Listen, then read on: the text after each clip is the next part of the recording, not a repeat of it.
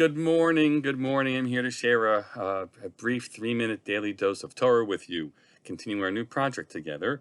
I want to learn with you the Mishnah in Pirkei Avot as we continue in Perek Gimel. This Shabbos is Mishnah, so you're already be ahead of the game a little bit.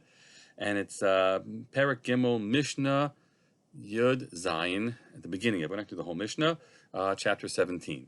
Rabbi Elazar ben Azariah Omer, he said, Im ein Torah, ein derech eretz. Im ein derech eretz, ein Torah.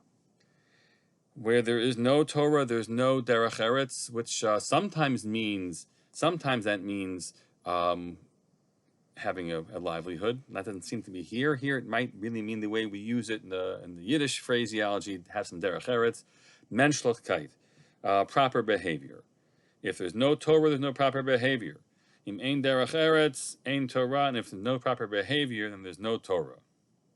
He plays with this, right? He plays with this, and it's an assertion which we might be somewhat uncertain about, that says if a person doesn't have Torah, he's not going to be a mensch. We are gifted with the knowledge and the experience of so many people who are not from our world, who aren't from the Jewish world. Who are thankfully what such wonderful mentions, some of the finest mentions, honorable mention. Sorry about that.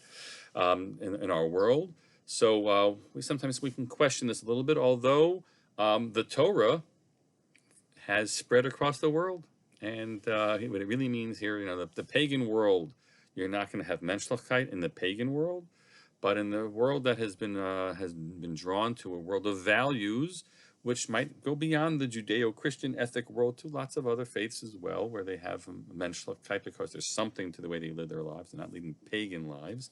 That might be too. I'm just putting it out there for us to be aware of. On the other hand, he says, if there's no derech eretz, then there's no Torah. And that is a great lesson. That's a great lesson to all of us, especially people who lead observant lives and who are Torah scholars. And that's a bit of a warning that sometimes people have given so much time to their personal development as scholars, but insufficient focus on what it means to have grown as a mensch with other people. And we've sometimes experienced that too, but it's not meant to be that way. That is not it. It's supposed to be a synergy between the two. Torah, derech eretz, Torah.